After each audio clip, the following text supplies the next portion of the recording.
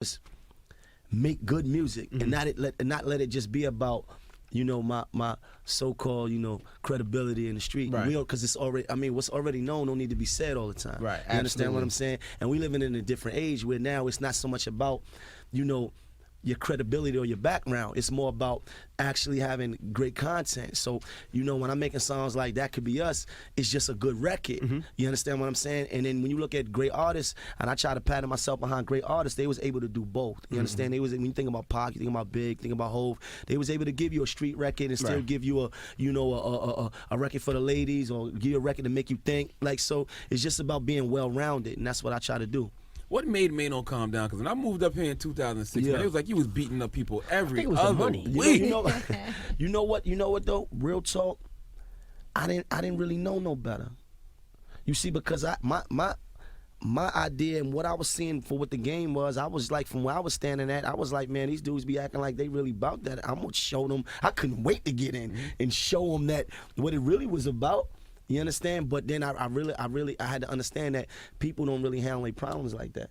You know what I'm saying? It's like we come from an environment where we do, but then when we get into like a more broad corporate environment, we get to middle America, we see that the people that think like that, that's a very small part of the population. Absolutely. If you have a problem with somebody, Maino will still handle it. Because I called him one day. And I was like, yo, somebody's messing with me. Maino's like, who? What? You want me to take care of it right now? I think that, and also the money. I think the fact that at one time they started trying to ban Maino from clubs. It got hard for me out here. It got hard out here for me for a second. I had the problems with clubs. Like I had problems getting in clubs. It was like, oh, Maino, no, definitely no way. He can't come in. I had issues, so I had to kind of like reverse the energy, because I was like, it makes no sense to be blessed like this and then mess it all up. Right. What's the sense of dudes that's really in the street don't really want to be there. Right. Absolutely. So that was a slap in the face for all the dudes and my homies, and we all got friends that's living a certain kind of life, and it's like, come on, homie, you gonna have all this opportunity, then you gonna get all the way there, and then you gonna mess that up, son. Like, come on, we don't all want to be here in the first place. So then, why would you mess that up? So I started to think, like, you know what? God blessed me and gave me an opportunity to be and to do something way different, than I was used to doing. So it was like, I don't need to mess this up. Right. I need to straighten this up. You know what I mean? I need to reverse this energy, because then you start chasing the money away, and then what? Right. Absolutely. You got to either keep it real or keep it profitable. Now, also, we're talking to Maino's albums in stores right now. Now, you were associated with a lot of people, but you never signed to anybody. You were associated, of course, with Lil' Kim and her label at one time, T.I. and his label at one time, 50 Cent and his situation at one time. He helped me, You was associated with so many people. Why didn't you ever sign with any of those, individuals? It could have made the struggle a lot easier. Well, it never. Kim's situation, there was never like that to really. What was I actually signing to? Right. You know what I mean? That would have been awkward, though, signing to a chick you was like smashing. that. It wasn't really nothing. Whoa. Now, Maino, you also said, I saw something, you said being real doesn't mean anything anymore nowadays. I feel like the audience is different now. I feel like they don't relate to, what we kind of traditionally used to do. You know what I mean? Like, it was a time when hip hop was built on, credibility or stuff like that, which is where it's at right now. It's not a bad thing. You know, understand? But then at the same time, I may look like a Martian, to some of these kids, because it's like, real, death before dishonor, love and loyalty. I don't know what you talking about. Yeah. Like, you know what I mean? I just want to get high and smoke and go to school and chill and mess with the girls. Like, I don't relate to that. Like, you understand? So you got to just understand that where the game is at, because now you got, like, it doesn't matter, obviously, what your past was or who you was or wasn't. You can be whoever you want to be now with music if the music is good. You understand? So I guess everybody's on a playing field, whether you was a real dude or whether you was just a lame and you just lying on record. It just don't even matter no more, because nobody's saying, oh man, I respect him because he real. Like, because it don't even matter. The audience is just different. The audience is different. You got to change with it. Look at all the dudes that had that credibility. It's like dying down. Word. It's like dying down. Like, it's dying down. We had a point where artists, they can be themselves. If you was a dude that just went to college and you never was about this life and you never was involved in anything, then you could just be you if you just make great music. Right. And the audience is relating to just that, Or if you just was a fraud from the get-go, it don't even matter. Now, also on this album, we see that you have Lil Wayne on this album. You see you worked with Lil Wayne. Right. But Now, he didn't actually make the album, the cut. Right. How did that song come together? Just reached out. Definitely. See, I mean, I put myself in a position where we went hard. You know, we went hard on the streets before the deals and stuff like that, before albums and stuff like that. So pretty much everybody knew who I was. So it's not really that hard for me to reach out and get a record from certain people. You know, certain people, you know how it is. They tie you up and you got you waiting all the time. But Wayne definitely, he came home and that was one of the first verses he did for me. I'm About Cream, and then we turned around and did it again with me, T.I., and Meek Mill. You think you get more love outside of New York or in New York? Like, do you feel like New York supports you the way that they supposed to? That's a funny question, and I'm glad you asked me that because I feel like the love here in New York, a lot of times is taken for granted. Because the thing is now, like, when you stand so close to something that you almost take it for granted. Like me and some of the DJs here are like homies. So a lot of times they may not look at me as an artist the way they should. They look at me like I'm doing my man a favor, but not really, homie. Like, I put numbers up. I touch the charts every time I come out. Every time I drop a record, quietly I hit the charts. But I think that's so hard because there's so many DJs in New York. So it's like, everybody thinks you'll come to my club, and it kind of kills your worth in New York. Right, kills your worth, and it's not good because then the DJs take advantage of that. Because I had a problem with, I ain't gonna lie, I had a problem with a DJ here at this station. You know what I'm saying? And I don't even really deal with him no more because I feel like if I got a record out and this is my single, right? And this is my single, so I'm fighting for my life in the marketplace around the country. So if my BDS is saying 1 and 2 spins a week, and you not doing that, and you my homie, then you asking me to come to your party. It's like, man, like, we're doing, and I did everything for everybody. I did everything for everybody. I paid all my dues. I did everything for everybody. Everybody. You watch me come up like a baby out here. You understand? We done came up together. So I'm like, homie, how you asking me to come to your party, but you ain't even playing what is my single? And I know you ain't playing it because it shows. AM, PM, overnight, evening. You ain't playing it. I know what them spins is. I know what them 2 spins is coming. And don't wait till you get added to the station and then start. Then you gotta play it. So these are things when you standing too close. That's the relationship that you take for granted. Because now, the artists that you don't know, the artists that's not accessible to you, those are artists that you play that you don't have no problem playing their music. The ones you never even shook their hand. Exactly. You can't get them on the phone. You can't call them and text them and tell them to come to your party. You see? That's just taking advantage of the relationship. So now I kind of like was like, you know what? Let me kind of like stay away from dudes a little bit. Let me kind of like destroy the relationship a little bit, and then build it later. So I just wanted to be like, you know what? I'm the artist. You the DJ. If you're gonna play my music, you're gonna play it. If not, then don't. Whatever. So the best thing about that is you look at some of these Southern artists or these Midwest artists. They don't play that. They all about their business. You know what I mean? If you call an artist and say, yo, I need you for my club, the first thing they do is, well, holla at my manager so and so.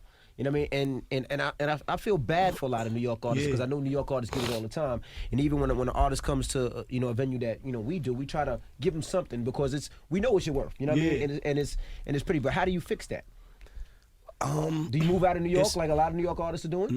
Well, I don't think you move out of you got to keep working. Like me, from what I'm doing, I do you get back to old maino and just start slapping? No. I'm just not talking to them no more. Don't call me about nothing. Don't call me about nothing, and I want it to be understood what the relationship is now. See, now the relationship is destroyed. We ain't friends. We ain't cool. Because I'm almost ashamed to say that we friends, because how can we be friends? And I'm sitting there saying, damn, man, that's your friend. They don't even play your records. Don't even make sense to me. But you know what? That's what happens when you somebody homeboy. Instead of being, because then you know what? The other day they played my whole album in Chicago. No problem. First day. They got it to play my whole album. DJ, yo, I'm playing this whole album tonight. You understand? It's different. That's Maino's artists from outside the market. You see? And I've been to every market in America 4 and 5 times. So I understand the difference. It's not that I get more love these places, just that the relationship, the dynamics of the relationship is different. Is that ruining New York hip hop? Part of it, yeah. in New York. Well, I can't put everything on the DJs though. It's a couple of things, E. I think one of the things is the music, and I think one of the reasons Maino is one of the most relevant New York hip hop artists is because you're not afraid to do a record like Let It Fly. You're not holding on to that. Oh, it needs to sound like this. It need a premiere beat. Right. You know, like you're not afraid to do a Let It Fly. Or even all the above with T-Pain on the hook. Because we stuck on this nostalgic view of things where it's like, oh, we started hip hop. We need to bring it back. First of all, we're not bringing nothing back. All we can do is live and try to continue to make great music and create another era of today. See, we have a disconnect with the big artists and the newer artists. It's not like the South where the OGs, you know, records connect with the new artists, right? Right. T.I. could do a record with Future. Right. We don't bang. Do a record with right. We kind of like don't bang together like that. You know what I mean? So because we so competitive and because that's just how New Yorkers are, so it makes it that just much harder. And then we in love with everything else except for ourselves. You know, we love everybody else. We talk and walk like everybody else. But, you know, it's cool how to go with the flow, you know what I mean? And still be able to put out great music, you understand? Because it's just gonna be what it is. I don't know what the formula to help it. I don't really know. Everybody asks me every day. I don't even know. How hard is it to not revert back to old Maino? Because it's funny because a couple people would say, you know, Maino dresses different now. He wears the his glasses, yeah. right. And an intern, this was literally last week, one of our interns say, you think people gonna start trying Maino because he's switched up his image? And I was like, nope. I'm gonna send y'all a picture. I'm gonna send you some old pictures of me. I always wore glasses. He keep on saying this. He's I'ma like, you send you never the see. He pictures. I'ma showed me a send you- picture. He said, look, I I always wore glasses. Way, like when I was in prison and stuff like that, I always wore these like prescription glasses. I always wore them. The thing is this: who you are is who you are. That never changes. Like I don't have to walk and talk a certain way. I'm so comfortable. I smile. Like who I am is who I am. I don't have to put on. You see, I was taught early that the dudes, the loudest dudes, the most boisterous dudes, and the dudes that act that crazy, like those are the ones that get knocked out. are afraid. Absolutely. They're afraid. You understand? Because the dudes who I patted myself behind, they was humble. Like the legends that I kind of like patted myself after is humble. Like all these dudes that you hear about from Brooklyn that you like, well, that's him. He's the most humblest, quietest dude. And he'll shake your hand and he'll smile. And because he was comfortable in his skin, he was a man before he was anything. Right. So, you know, people know that. Listen, you playing with a dude that don't play. Let's keep it real. Stop it. Yeah, Young Berg told us. Young Berg was here up here. Young Berg was like, look, man, I was drunk. I don't know what I said to him. He said he deserved it. He said he deserved for you to smack him. Absolutely. Yeah. Really? He said, when I woke up the next morning, everybody told me. He said I slapped myself. I was so mad I tested Maino. He said he was drunk. He said he don't know why he did it. He said he was drunk. Yeah, that was bad. Because I was mad. I was like, man, why you do that? I want to have to hit him. I had 2 girls that night. I was like, man, you messed up my whole action over there. You know the story Envy always tells us about how when Maino first came home and Maino was punking all the DJs, making them play his records. Right. And Envy said he was in the club one night and Maino was like, yo, play this right now. And Envy said he got out the DJ booth, took his shirt off and said, I ain't playing nothing. I didn't say all that. You said that, Envy? I definitely didn't say all that. He did say that. I definitely didn't say that. I did not say I took my shirt. Now you don't want to claim it. I definitely did not say I took my shirt off. Now you don't want to claim it. No, I remember that story. And then Envy said, he said he snatched up Maino. Yes, he grabbed you by your collar or something. It was like, yo, you don't know me. I might have said that. He said, Maino said, you don't know me. And Envy said he snatched you by your collar and said, you don't know me. I might have said that. He said, ever since then, y'all been cool. You don't know. That's what he said. You don't know me, man. I might have said that part. That might have happened. Yo, man, he been cool for years, man. That's my dude, But man. that story didn't happen.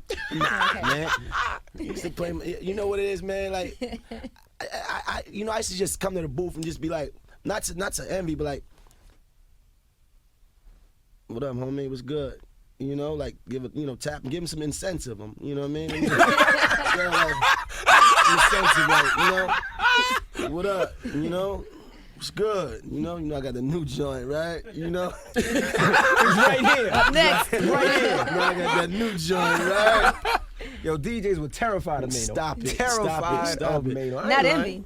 Envy said he told Maino, you can't cool. come to Brooklyn no more. We used to hang out together, like we was cool. going to clubs together. We was hanging. Envy like, told we us he was ran going you out the club when you tried that with him. Yep.